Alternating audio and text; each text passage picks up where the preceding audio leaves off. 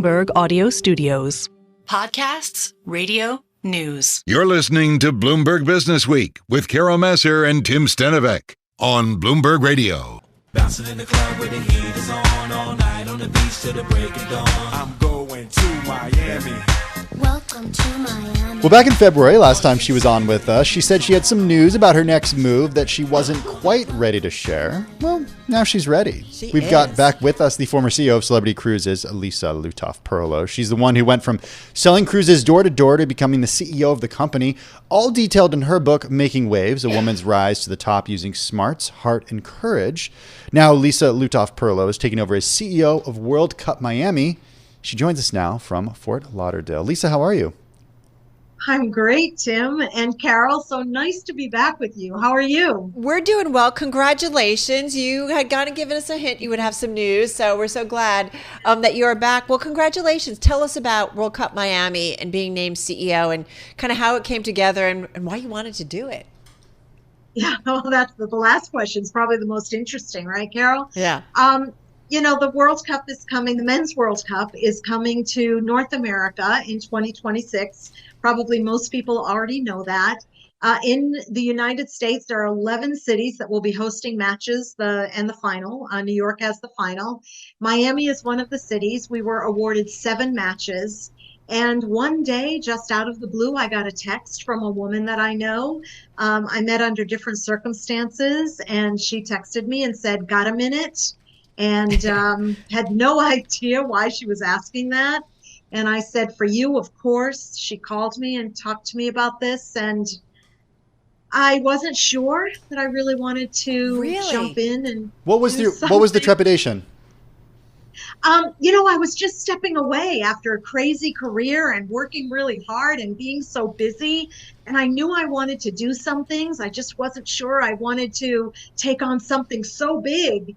And something I really didn't know anything about, men's soccer and the World Cup. But the more I talked to people, the more excited I got. And just like everything else I've done in my life and career, I said, what the heck?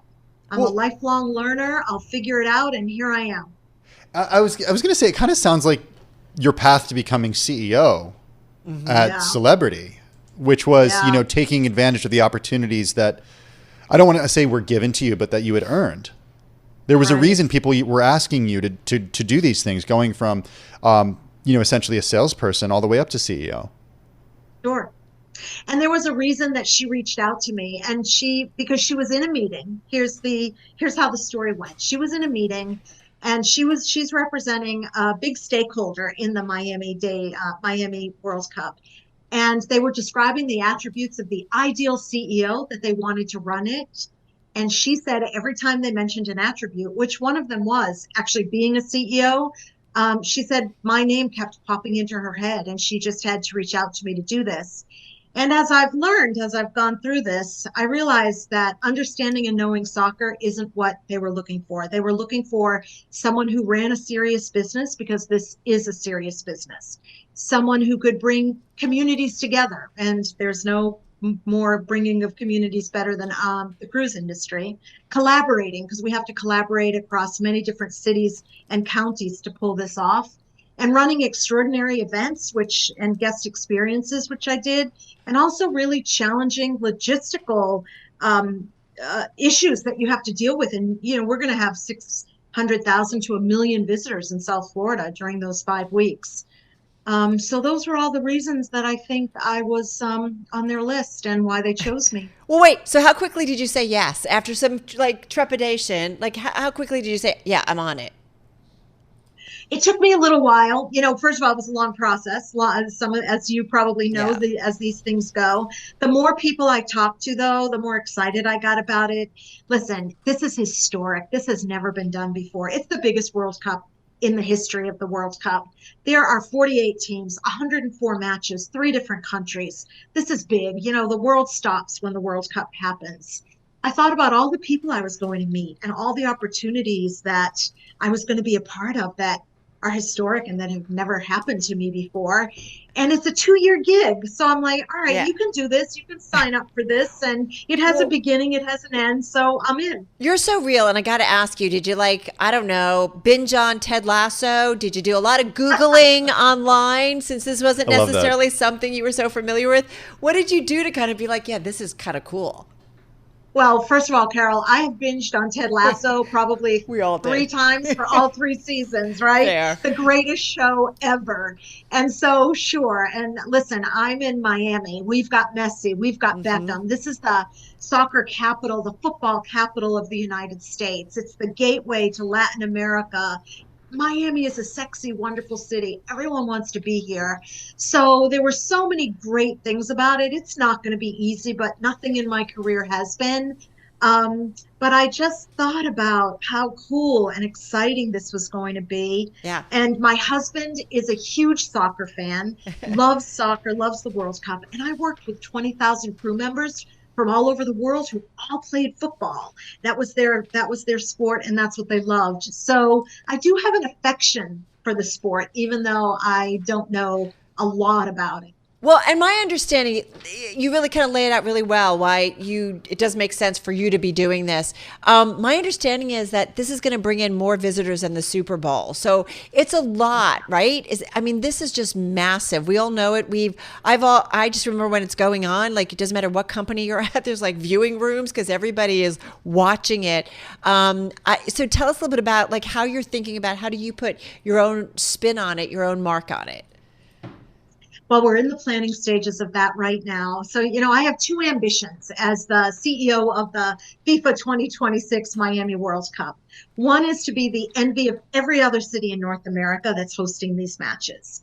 And the other is to ensure that it performs financially because, I want a surplus. I don't care if it's $1. Mm-hmm. And so we're in the planning process right now. Over the next 90 days, we're going to put our plan together about what we need to raise and how we need to offset the costs. And I really want to think about what's going to attract companies to sponsor this. I will tell you, every time that I am talking to someone and they say, so what are you doing? And I mention what I'm doing, their eyes light up. Everybody wants to be a part of this. It's families, it's companies, it's employees, it's communities, it's everybody. Soccer is just, 19 billion viewers. Now, it's over a period of 5 weeks, but there are 19 billion people watching all of these matches all over the world when the World Cup happens. 1.5 billion watch the Super Bowl. So this, in order of magnitude, is ginormous. Well, and I'm just thinking about Tim and I are lucky enough that we've covered the U.S. Open here in New York City, and it's yes, it's about the matches and the players, no doubt about it, but it is such a hospitality experience in terms of the food and the venues. And we've got about 40 seconds, then we'll come back and talk more. But are you thinking a lot about that? You understand hospitality. Yeah, that was one of the big reasons they liked me for the role. And I do understand hospitality. And absolutely, we are looking at every venue in Miami-Dade County. We're looking at outside of the county because we're going to have to spread out with all those people, as you can imagine. But yeah, we're going to figure out some fantastic events and hospitality for everyone, for sure. Do you think we should go down there, Carol, for the match? Lisa, I think you need to make that part of Should we do a little broadcast? Bring us down and we'll do a live broadcast along with everybody else who's going to be there. Well, you 2 are my favorites. Aww. So I'll figure if we can figure that out for sure. Score. It's official. Your home of New Jersey will be pulling you that way too for matches. Hey, listen, New York, New Jersey has the final. That's exactly. True. That's what I mean, Carol. Right. Let's get back to our conversation. We're talking with the former CEO of Celebrity Cruises, Lisa Lutoff-Perlo. As we mentioned, she did join us earlier this year. We talked about her book, Making Waves, A Woman's Rise to the Top Using Smarts, Heart, and Courage. As we've said, she's taking over as CEO of World Cup Miami, and she's still with us from Fort Lauderdale. Lisa, one thing I wanted to ask you, and I was looking through in prep for this, there was an Instagram post, and it reminded us that you are the first former CEO from outside the world of sports to lead a FIFA World Cup 26th host committee. Do you feel pressure as a result of that? no different than I felt my entire career, Carol. Fair. It's when the announcement was made, the local announcement in the I think it was the Miami Herald. Yeah, it was the Miami Herald. My husband took the page and he put it on my desk, and I took a photo of it and I posted on social media that day. And I have had so many opportunities to be covered by the press, whether it's business press like yours, lifestyle press, travel press, consumer press, magazines, newspapers, but I have never until now been headlined in the sports section. And I just thought that was hilarious that I've actually made the sports section. And yeah, you always feel a little bit of pressure because you're doing something new and you're in uncharted waters, if you will. Pardon that bad cruise pun, but I'm also invigorated and excited by it as well. Or is there anybody you want to talk to, or you have been talking to, though, leading up to this, when you think about sport events or just experiential, things for consumers overall? Well, one of the great things about this, just like other things that I've done in my career, is I'm surrounded by a lot of different types of experience in that regard. So I'm working with a group of people that has Super Bowl experience. I'm working with some people that have CONCACAF experience, some people that have experience working with FIFA, because that's also very new for all of us.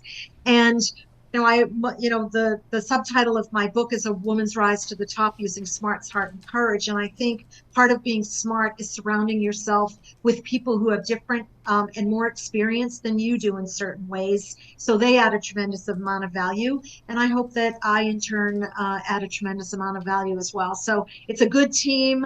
We all bring some good experience that we all need. So I think it's going to work out well. At least that's the intention for sure. Are you still building the team at this point?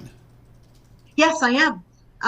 We are small and mighty right now, and over time, the event is in a couple years, but right now, between now and the 1st of June, I'd really like to get the core leadership team together. So there's a couple of pieces of that puzzle still left to go, and then we'll put our planning together, and then we'll start adding the rest of the team in early fall. Are you leaving me, Tim? Are you pitching yourself? I mean, in the winter, maybe.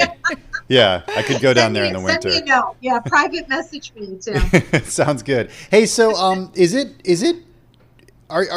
your boss FIFA essentially?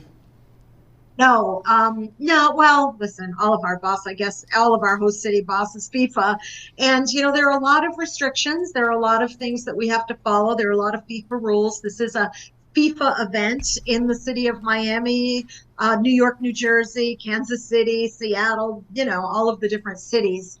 And we work very closely with FIFA, and they're getting to know the United States a little more, and we're getting to know them a little more. The way we work here is quite different, and our experience here is quite different than a lot of these other countries that they work with. And so we're all finding our way together to put on an extraordinary event in 2026. Yeah, so cool. No doubt about it. Hey, one thing I was thinking, and I think about this when I'm going somewhere, whether it was a Disney theme park, whether it was the US Open, or just a concert, like this combination, this balance of willing to have a great experience, but you don't want to feel like you're constantly being faced with marketing and sponsors and everything screaming money. So I'm curious how you think about that balance. Is how important that is to you, or how you think about applying it?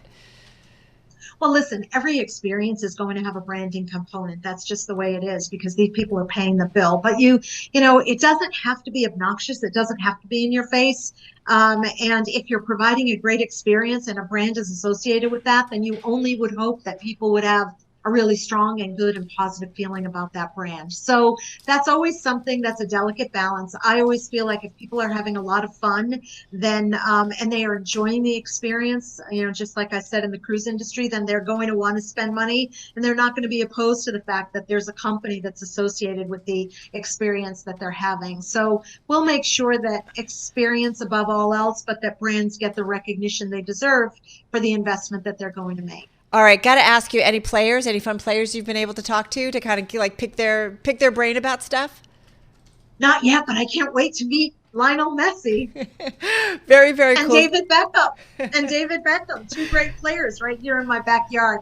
I have to say, at Milken, which was out on the West Coast last week, where we were doing our live broadcast, there was a line constantly for the main ballroom, which was actually kind of far away. And one of the big lines was for David Beckham, who was there making a presentation. So it was really, really cool. He was at Milken too? He was at Milken. It's that cross-section of so much. Ted Lasso, their important word was believe. Do you have kind of a word that you keep in your head? Ooh, what's going over your door to your office? Exactly.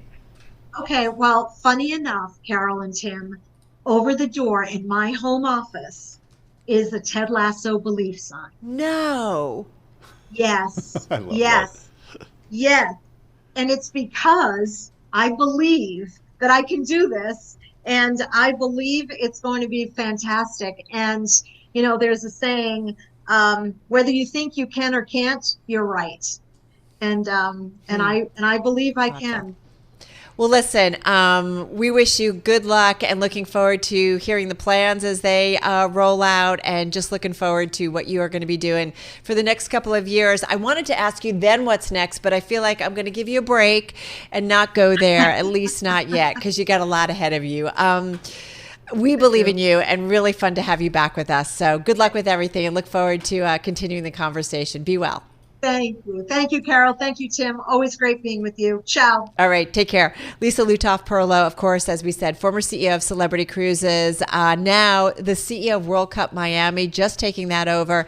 And of course, check out her book, fun read, Making Waves, A Woman's Rise to the Top Using Smarts, Heart, and Courage. Hey, one thing too, if you check out at Bloomberg.com or the Bloomberg Terminal, you'll find a story by our team that gets into what Senate Majority Leader Chuck Schumer is up to. He's got a plan for artificial intelligence. The mission is shielding Americans from the risks posed by AI while promoting the emerging technology, with at least $32 billion in annual government spending to stay ahead of rivals, including China, according to a highly anticipated policy blueprint from a bipartisan group of senators that was released today by Senator Schumer. So we're figuring it all out, or at least we are. We're trying to. Right on all Brad levels. Stone, and how you make money, and how does it impact the startup community when you've got the big behemoths. You were at Milken last week. AI Was space. every single conversation had to do with AI? I don't know that every single conversation was AI. What was interesting was a real shift to this idea of, okay, AI is going to happen. That means a lot of data, computations, and that's going to use a lot of energy. That really was kind of a shift in focus for me. I think it's safe to say, we keep saying we're early on in the innings if it was a baseball game. And so we're not quite sure exactly how it all plays out and impacts every industry. Although right now every industry feels like they have to have some say in it or some actions in it. Well, let's see what Sanjay Poonen has to say about all this. Sanjay, CEO at Cohesity, former COO, I should say, of VMware, joining us from the Bay Area. Good to have you with us, Sanjay. How are you?